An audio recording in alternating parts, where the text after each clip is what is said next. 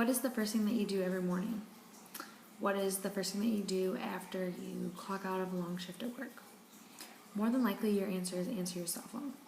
Mass media is everywhere today in American pop culture.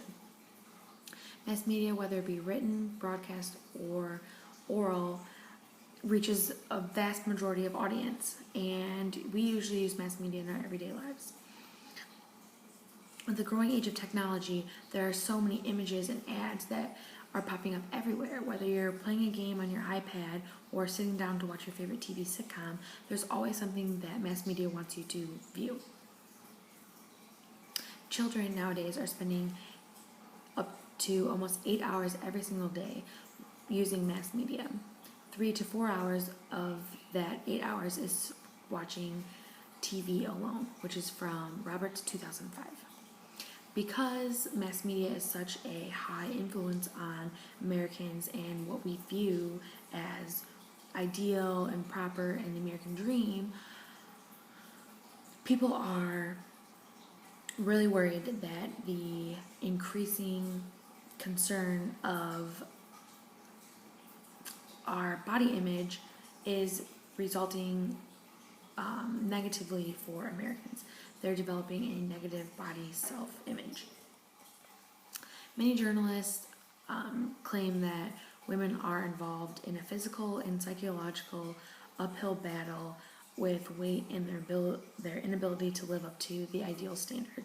This is leading to several eating disorders, body dissatisfaction, and low self-esteem.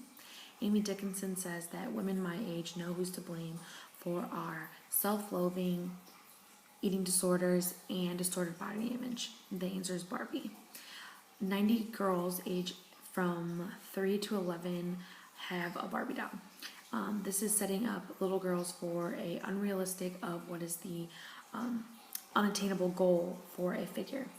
Media presents the little girls with the ideal body type, when in reality that's exaggerated breasts, impossibly long legs, non-existent waistline, and you have to be thinner than a number 2 pencil, which is just not something that is ever attainable in real life. If you were to look like that, you would look like some weird, unproportioned freak. Not only do media images and eating disorders affect women, it also is affecting men as well. There's an article from the Appendix Complex by Harrison Pope claiming that little boys who play with action figures or dolls that are exaggerated like their muscular physique is exaggerated, like for example G.I. Joe dolls or the WWE action figures that little boys have. If they're playing with those, they're more likely to get a feeling of physical inadequacy themselves, and that is one of the reasons why there is steroid use and over-exercising, because the men want to match up to those idealistics that they've had from playing with those dolls. A lot of the research that I found can't say that it's negatively nor positively affecting anything. A lot of it was unsupported assumptions and contained several flaws that limit the conclusions.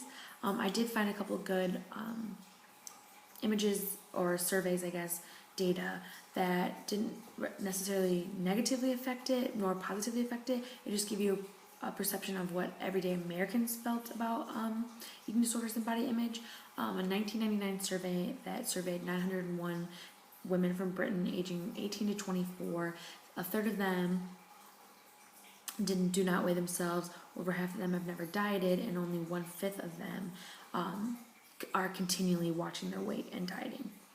USA Today did a survey in early 2002 that found only one out of every 5 women consider losing weight as one of their top priorities, which I did find very interesting, because to me, when everyone talks, they're always on a diet, watching what they eat, but women claimed that they would rather lose their debt than lose a dress size, which I found very interesting. In my personal opinion, one of the most obvious influences that mass media has on pop culture is their political influence. This can go anywhere from far right Republicans to far left Democrats. One of the research articles that I read happened to be about a video that we talked about in class, was the Colbert Report, which is a American kind of mocking news show that's on 4 nights a week on the Comedy Central channel. What the results showed were that both conservatives and liberals thought that the show was funny and hilarious. Republicans thought that he was making fun of Democrats, so they liked it. The Democrats thought that he was supporting all of their liberal political ideologies, so everyone liked the show.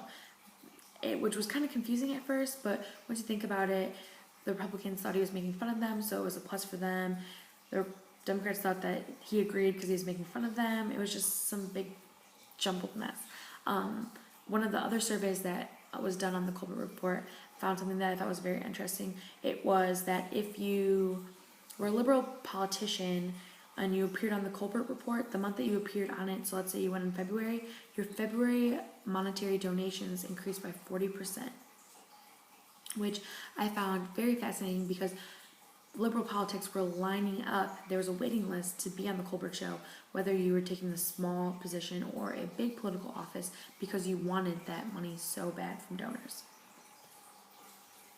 Another thing that I think mass media has politically influenced, I guess, not politically, is the use of smoking or the perception of smoking.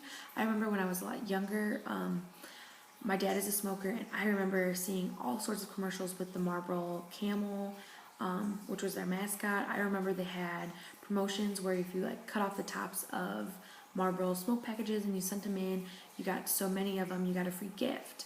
And we received numerous sleeping bags and t-shirts and blankets and jackets and book bags, which we still have today. Now, it's taken more of a negative turn, smoking has through mass media.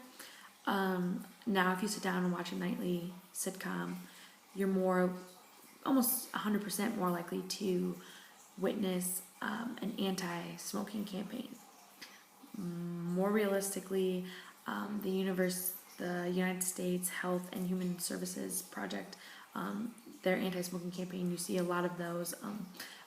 Most famously now is the Stoma commercials. They're on, at least if you watch a 1 hour TV show, you're bound to see it at least once, if not twice, which I found very interesting because back when I was younger, it was the complete opposite. So they can see how mass media has affected it because people are more inclined to smoke, or to smoke less, to start smoking less, and a lot of people, 30 million people, have actually quit since those have started on mass media. Lastly, I just wanted to wrap it up and say that American pop culture can be seen in media every day and in our everyday lives. Media and mass media help us decide where we're going, whether it be out to eat or to the movies.